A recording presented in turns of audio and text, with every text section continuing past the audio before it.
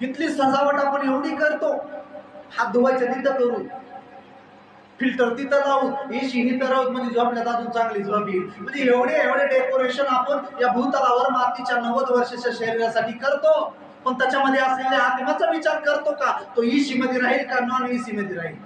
आपला आत्मा जेव्हा मृत्यू आपली होईल, आपला आत्मा कुठं जाईल? गरम भट्टीत जाईल का थंडी एसी मध्ये जाईल स्वर्गामध्ये? तो विचार करतो का? कारण आपल्याला माहित ना, शैतानानं एकच फसवलंय की आत्मा फित्मा काही नसतो. स्वतःच्या आत्म्याला सुद्धा मानणारे व्यक्ती नाही, स्वतःला मानत बी नाही आमच्यामध्ये आत्मा आहे.